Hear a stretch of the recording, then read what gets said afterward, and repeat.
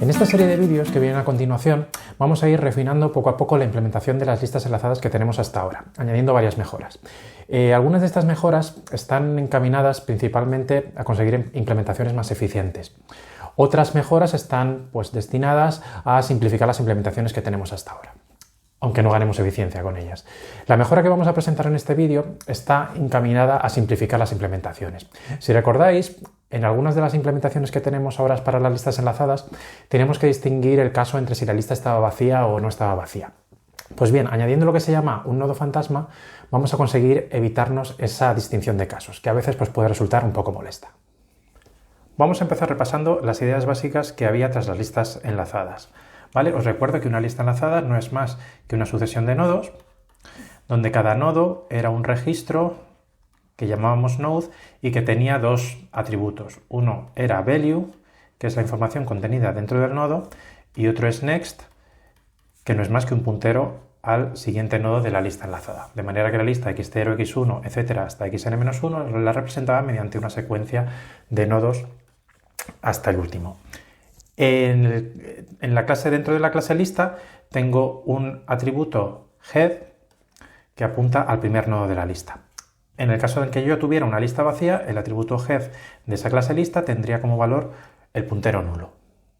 Pues bien, vamos a seguir la misma idea que habíamos utilizado antes con la incorporación de un nuevo nodo, que es lo que vamos a llamar el nodo fantasma. El nodo fantasma, aunque lo he pintado aquí de manera distinta, en realidad también es una instancia de la estructura node. O sea, es igual nodo que los nodos que le siguen. La única diferencia, y por esto lo he representado de esta manera, es que el contenido de ese nodo, el atributo value, es irrelevante. ¿Vale? De este modo, mi atributo head dentro de la clase lista va a apuntar a ese nodo fantasma. Y el sucesor de ese nodo fantasma va a ser el primer elemento de la lista. ¿Vale? Y a partir de ahí, ya todo va igual que antes. En el caso en que la lista sea vacía, el atributo head de la lista va a seguir apuntando al nodo fantasma. La única diferencia es que esta vez el nodo fantasma ya no va a tener sucesor. Pues bien, resumiendo, el nodo fantasma es un nodo artificial que yo voy a situar siempre al principio de la lista enlazada de nodos. El contenido o la información que haya dentro de ese nodo va a ser irrelevante.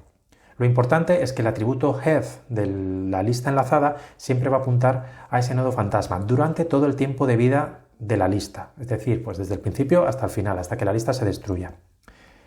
Eso significa que head nunca va a ser nulo, nunca va a tomar el valor null pointer. Y eso, a su vez, me va a permitir simplificar la implementación de algunos de los métodos, porque ya no voy a tener que distinguir el caso en el que head toma el valor null pointer o el caso en el que head no toma el valor null pointer. Bueno, una vez dicho esto, vamos a ver los cambios que necesitamos en la implementación. Esta es la clase que yo tenía hasta ahora, con un constructor, el constructor de copia, el destructor, métodos para añadir elementos al principio y al final de la lista o para eliminarlos, métodos relacionados con el tamaño y métodos de acceso a los elementos de la lista. Lo primero que va a cambiar es obviamente el constructor. El constructor antes inicializaba el atributo head, que era un atributo privado, lo inicializaba al valor null pointer. Ahora no. Ahora yo tengo que crear el nodo fantasma y head va a apuntar a ese nodo fantasma. Y el sucesor del nodo fantasma va a ser el puntero nulo. Con respecto a la implementación del constructor de copia y la del destructor, siguen exactamente igual. El hecho de añadir un nodo fantasma no van a hacer que cambien las implementaciones. Si os fijáis, si recordáis, el constructor de copia hacía uso de un método auxiliar privado que se llamaba copyNodes y el destructor hacía uso de un método auxiliar privado que se llamaba deleteList. Tampoco varían esos métodos, se quedan exactamente igual. Otras de las operaciones dentro del tag lista, la mayoría de ellas, que son las que están resaltadas aquí en la diapositiva, no requieren casi cambios y los cambios que requieren son bastante triviales. Por ejemplo, si recordáis, las operaciones front y back requerían ser aplicadas sobre una lista que no fuese vacía. Por tanto, yo tenía que comprobar si la lista al principio no era vacía y eso lo hacía indicando si head era distinto de null pointer. Pues bien, ahora con el nodo fantasma, head nunca va a tomar el valor null pointer, head siempre va a apuntar al nodo fantasma. Por tanto, lo que ahora tengo que decir es que la lista no es vacía si head flecha next es distinto de null pointer. Otro cambio que voy a tener que hacer en algunas de las operaciones auxiliares para iterar sobre los nodos yo empezaba a iterar sobre el nodo al cual apuntaba head. ¿Vale? Y a partir de ahí, pues yo iba siguiendo la cadena. Pues bien, ahora head es un nodo fantasma. Voy a tener que empezar a iterar en head flecha next. Por ejemplo, en el método front, esta es la implementación que yo tenía antes. Miraba si la cabeza era distinto de null y en ese caso devolvía el valor contenido dentro de la cabeza. Bueno, pues ahora la cabeza apunta al nodo fantasma, entonces tengo que cambiar head por head flecha next. Vale. Compruebo que head flecha next es distinto de null y en ese caso devuelvo el valor contenido dentro de head flecha next. Otro ejemplo es uno de los métodos auxiliares que teníamos para obtener el enésimo nodo dentro de la lista enlazada. Aquí pues yo tenía un bucle en el cual tenía una variable current que apuntaba al nodo que yo estoy visitando actualmente. Y yo inicializaba current con la cabeza de la lista. Bueno, pues la diferencia es que ahora current se va a inicializar no a la cabeza de la lista porque es el nodo fantasma, sino al siguiente al nodo fantasma, que es el primer elemento real de la lista. Las principales beneficiadas de añadir el nodo fantasma van a ser las operaciones de pushback y popback, porque estas funciones, estos métodos, se van a simplificar, ya que no van a tener que comprobar si la lista es vacía o no. Por ejemplo, en el caso de pushback, si recordáis, pues yo creaba un nuevo nodo con la información que yo quería insertar. Y en el caso en que la lista fuese vacía, pues yo tenía que actualizar el atributo head de manera que apunte a ese nuevo nodo. Y en caso contrario, pues tenía una función auxiliar que me recorría toda la lista hasta llegar al último nodo y enlazaba ese último nodo con el nodo que yo había creado. Pues bien, ahora con el nodo fantasma no tengo que hacer esa distinción de casos. Me vale este último caso de aquí, ¿vale? Siempre va a haber un último nodo. En el caso en que la lista es vacía, el último nodo es el nodo fantasma.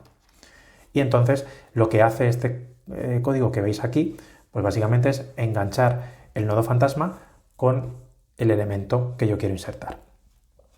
En el caso de la función popback, para eliminar el último elemento de la lista, también tenía que distinguir casos, porque en el caso en el cual yo hubiese eliminado el único elemento que quedaba en la lista, yo tenía que actualizar el atributo head y ponerlo a null pointer. Y en caso contrario, pues bueno, pues me iba hasta el último elemento de la lista, es decir, recorría la lista enlazada, borraba el último nodo y actualizaba el anterior, para que ya no apuntase a él. Aquí tenía un bucle que no he puesto aquí en la diapositiva. Pues bien, ahora solo tengo que tener ese mismo bucle, pero no tengo que distinguir casos. En el caso en que yo voy a eliminar el último nodo, pues me vale el bucle. ¿Por qué? Porque eso me va a borrar el último elemento de la lista y el elemento anterior va a tener su atributo next a null, que en este caso es el nodo fantasma. La ventaja de introducir el nodo fantasma es que algunas de las implementaciones se me han simplificado. ¿Qué he perdido? ¿Qué desventajas tengo? Pues bueno, por un lado pues voy a tener un nodo extra en memoria, pues que es el nodo fantasma, que es un nodo artificial que no tiene ninguna información, pero bueno, tampoco es demasiado grave. Un problema un poco más importante es que la inicialización del nodo fantasma va a requerir un constructor por defecto, porque, claro, yo digo, la información que tiene el nodo fantasma es irrelevante, pero claro, es que C++ va a inicializar ese nodo fantasma. ¿Y cómo lo inicializa? Pues depende del atributo value, más bien depende del tipo del atributo value. Lo que hace C++ es llamar al constructor por defecto de la clase correspondiente. En este caso yo he tenido listas de cadenas. ¿Qué es lo que hace el constructor por defecto de cadena? Pues me inicializa la cadena a una cadena vacía. Entonces, vale, como hay un constructor por defecto no hay problema. Pero en el caso de que yo quisiese tener listas de cosas o de instancias de clases que no tengan constructores por defecto, pues ahí tendría problemas. No podría utilizar el nodo fantasma. Por eso en C++ se aconseja que las clases tengan un constructor por defecto, si yo las quiero meter dentro de listas.